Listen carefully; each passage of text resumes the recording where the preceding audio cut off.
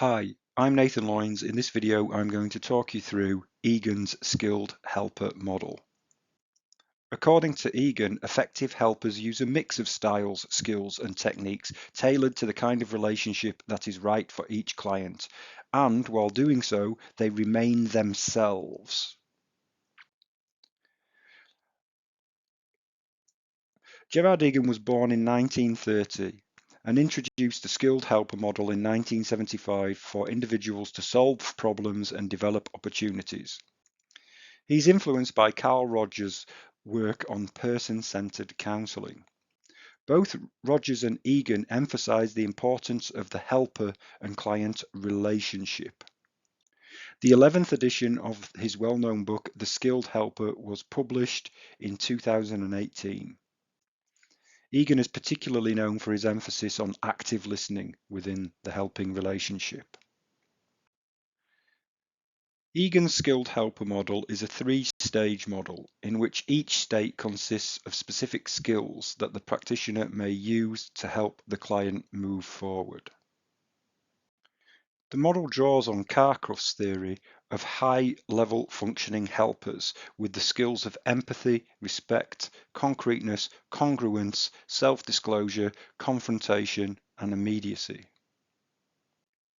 It's also influenced by Strong's social influence theory, including knowledge of powerlessness and empowerment. The practitioner aims to help others take responsibility for their actions.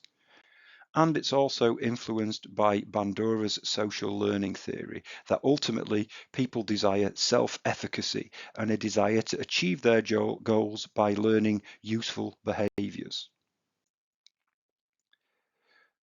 Central to Egan's model is the concept of effective listening. Effective listening is key to being a skilled helper. It consists of various skills which Egan covers with the acronym SOLAR. If it suits them, face the client squarely, although some people prefer at an angle of say 45 degrees, as this can be perceived as less confrontational. Maintain an open posture with the client. You need to be mindful of your body language and how things like folded arms can convey lack of interest or defensiveness. Lean slightly forward towards the client as appropriate. Leaning forward conveys that we are interested in what the client has to say, but do be mindful again of getting the balance right and not invading someone's personal space. Maintain eye contact with the client, but just beware that different cultures and other circumstances can affect how people use eye contact and maintain eye contact, either when listening or speaking. It can be quite intimidating if one overuses direct eye contact. And finally, be relaxed. By doing so, you greatly improve the comfort and development of the session. As I explained earlier, Egan's model is comprised of three stages: explore, understand, and act. Let's have a look at those in some more detail. The exploration stage of the client's situation.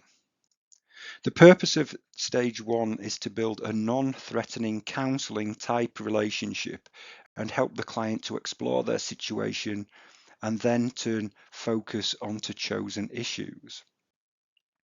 In this stage, the skilled helper helps the client to identify and clarify problems and opportunities and assess their resources. Clients are often reluctant or resistant at this stage. Therefore, the practitioner helps them explore new perspectives, challenges negative modes of thinking, and constructively challenges the client's excuses, evasiveness, distortion, and negative self-statements.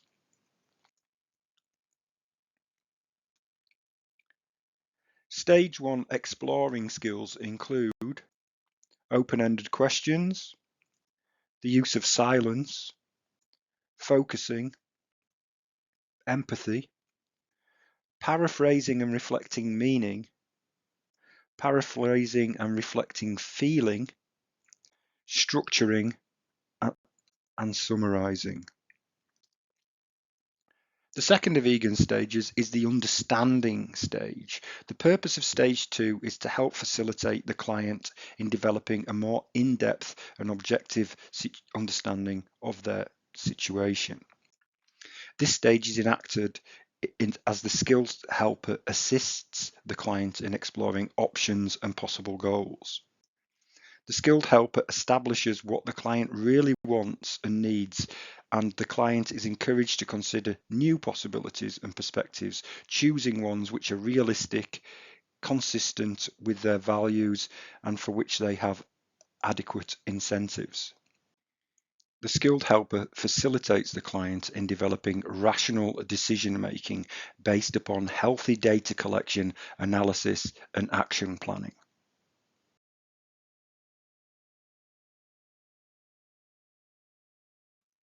So what skills are necessary for negotiating through this understanding stage? The helper needs to be adept at recognizing patterns and themes, using alternate frames of reference for reframing and thinking about problems in different ways, the use of self-disclosure, the use of emphasizing immediacy, challenging what the client is saying, the appropriate use of timing and pacing to go at the speed and pace that the client is comfortable in doing so. And finally, in displaying advanced behavior and understanding through empathy.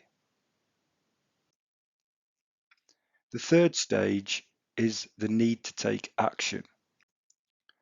As the name suggests, the purpose of the action stage is to help the client move from the current situation into the one that they would prefer.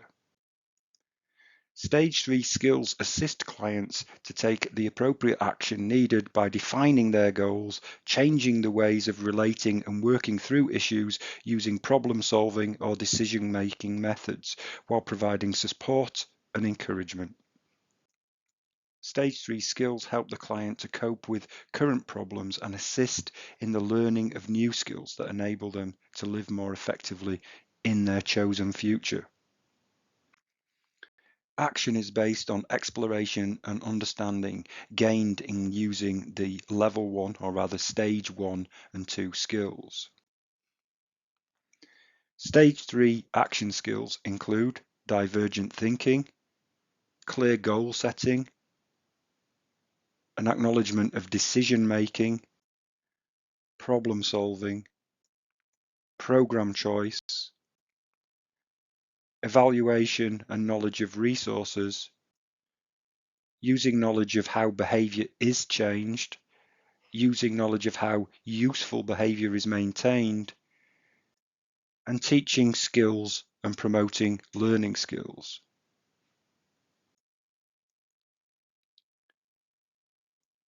In addition to explore, understand and act skills, evaluation of the helping process is also important.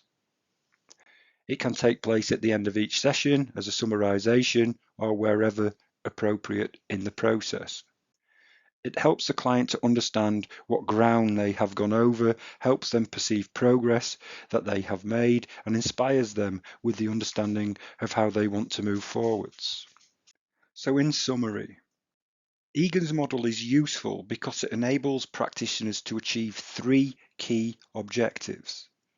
Firstly, it enables practitioners to build rapport and a meaningful, person-centered relationship with clients in an authentic way. Alongside the relationship, it enables practitioners to undertake a thorough and accurate assessment of the client's needs, including where they are now and where they want to go with their lives.